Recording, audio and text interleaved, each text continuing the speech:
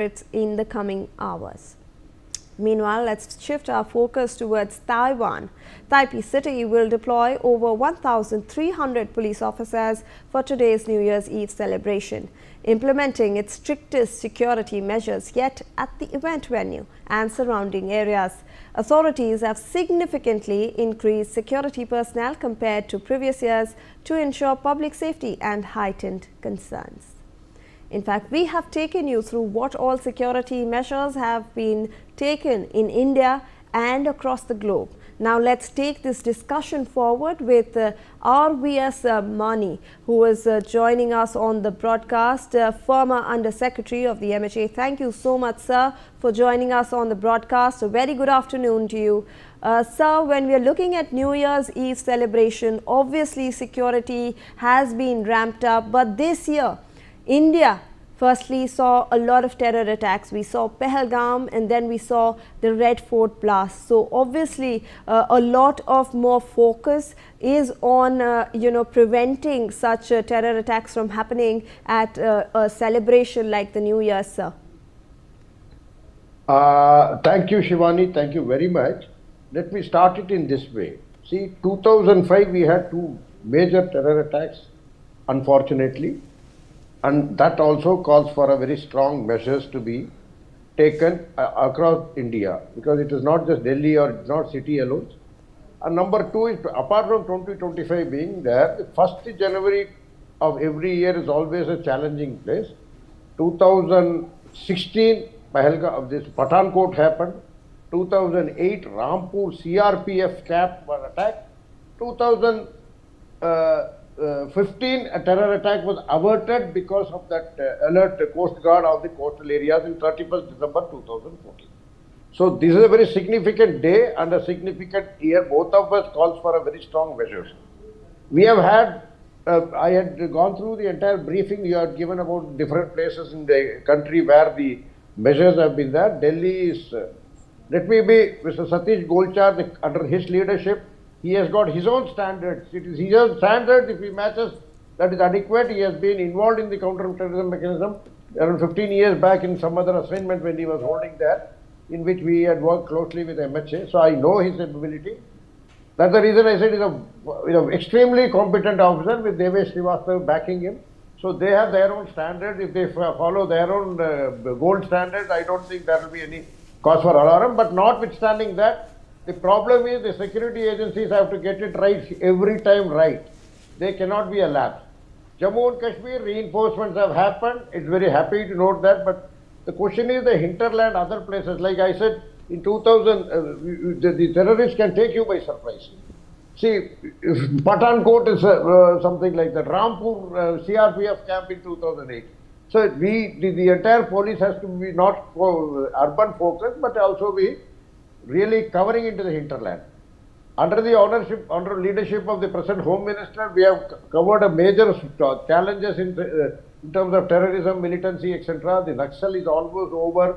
Northeast is much more peaceful and kicking and developing.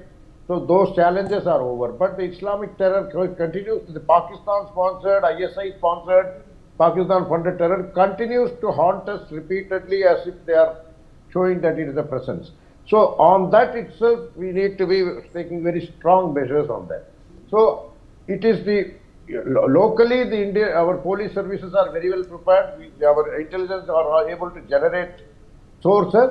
But in addition to that, further reinforcement, what all can be, as I said, we have to get it 100% right every time.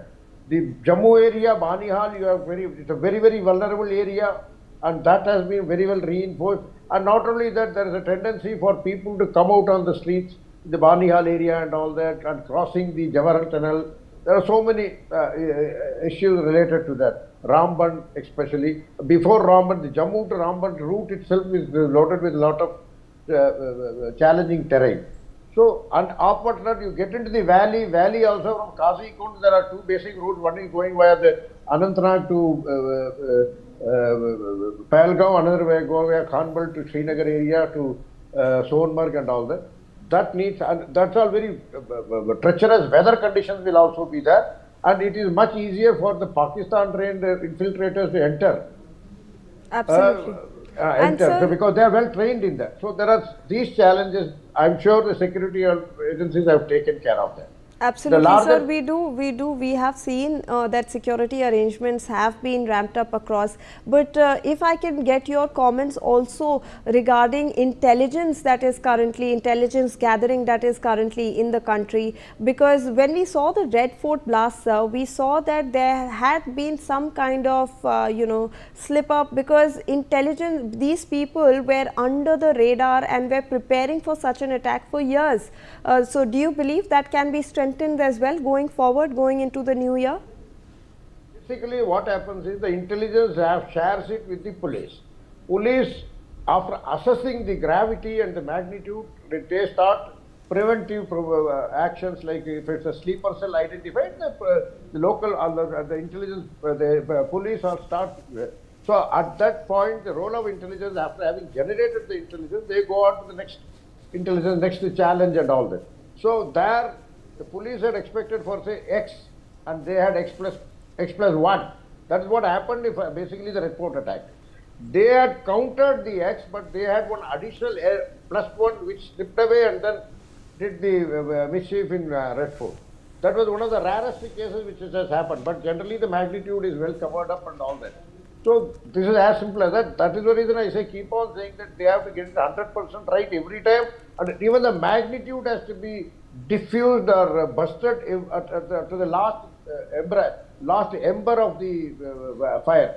So that is where it happened in Faridabad, in our Red Fort. Otherwise, it would not have. We had already had it covered, but somebody made a slip and then went and do a Fidain type of suicide bombing in Red Fort.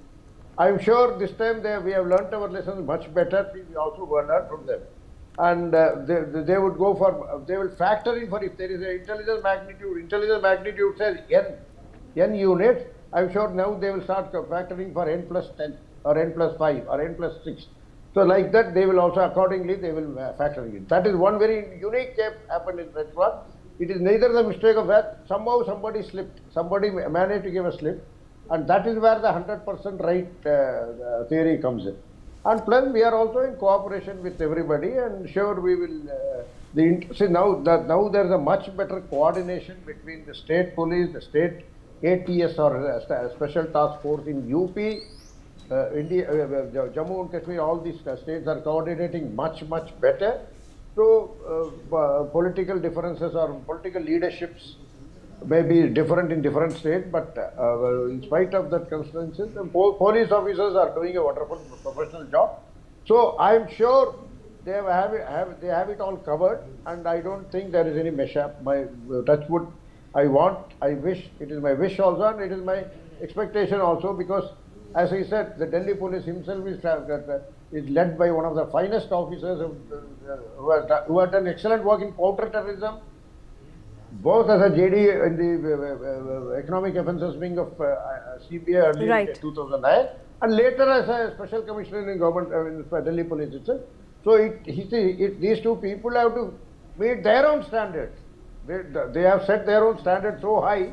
If they adhere to those standards, I don't think there will be any issue. All right. Thank you so much, sir, for joining us on the broadcast and providing us with that valuable perspective.